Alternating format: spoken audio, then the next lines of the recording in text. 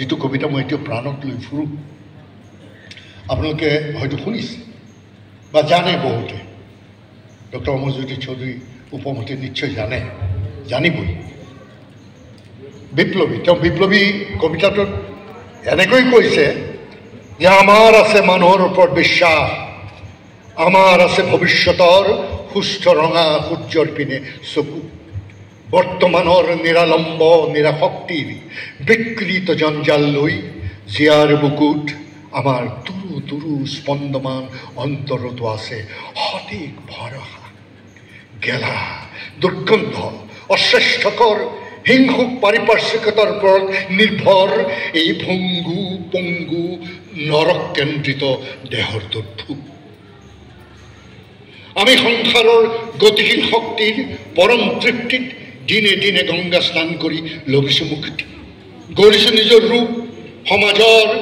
বিশ্ব মানৱৰ সুগভীৰ দৃঢ় সভ্যতা আমাৰ সংস্কৃতিৰ নৱসাম্য মন্দিৰ বিশ্বৰ জনসভাত ৰুদ্ধ আত্মৰতি মননশীলতাৰ অন্ধ কাৰাগাৰ গঢ়ি আমি নহওঁ নিঃসংগ সুদূৰ স্বৰ্গৰ কোনোবা নন্দন বনত আমাৰ বাবে নাই মৃত্যুঞ্জয় অমৃতৰ গোপন ভাণ্ডাৰ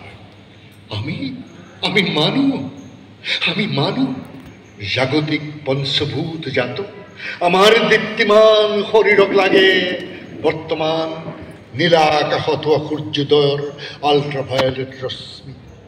পুষ্টিসাধক অন্নৰ তৃপ্তিদায়ক ভৰা থাল তাৰ বাবেই আমি উৰ্বৰা মাটি কৰ্মনিষ্ঠ পূজাৰী যুগ পৰিস্থিতিৰ প্ৰতীক বস্তু আৰু আদৰ্শৰ দ্বন্দ্বাত্মক গতি সংগ্ৰাম লিপ্ত